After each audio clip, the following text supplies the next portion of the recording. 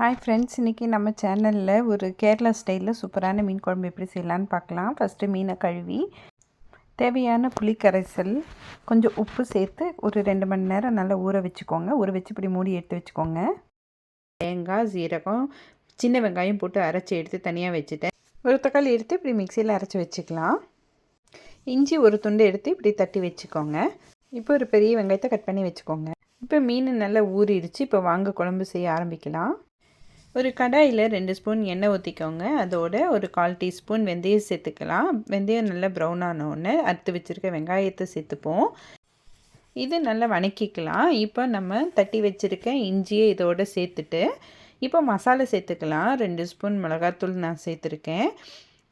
அது கூட ஒரு 1/4 டீஸ்பூன் ஜீரக பவுடர் சேர்த்துட்டு நல்ல எண்ணெயிலே வணங்கட்டும். நம்ம இப்போ அரைச்சி வச்சுருக்க தக்காளியும் இது கூட சேர்த்துக்கலாம். தக்காளி சேர்த்துட்டு நல்லா வணக்கி விடுங்க. அந்த பச்சை வாசனை போகிற வரைக்கும் வணக்கி விட்டுட்டு நம்ம உப்பு புளியில் ஊற வச்சுருக்க மீன் எடுத்து இதோடு சேர்த்துக்கலாம்.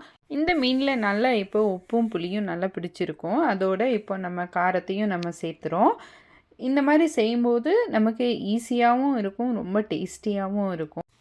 இப்போ இது நல்லா மூடி போட்டு ஒரு 15 நிமிஷத்துக்கு நம்ம நல்லா வேக வச்சிடலாம். அதுக்கு மேலே வேக வைக்காதீங்க, மீன் குழஞ்சி போயிடும்.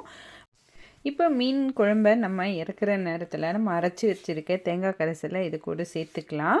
இது ஃபஸ்ட்டே சேர்த்துக்காதீங்க, கடைசியாக சேர்த்தும் போது தான் குழம்புடைய ருசி இன்னும் அதிகமாக இருக்கும். இந்த தேங்காய் கரைசலை சேர்த்துட்டு ஒரு 2-3 நிமிஷம் அப்படி லோ ஃப்ளேமில் வச்சுக்கோங்க. இப்போ நமக்கு மீன் வெந்திருக்கு. சூப்பரான மீன் குழம்பு ரெடி ஆயிருச்சு. லைக் பண்ணுங்கள், சப்ஸ்கிரைப் பண்ணுங்கள், ஷேர் பண்ணுங்கள்.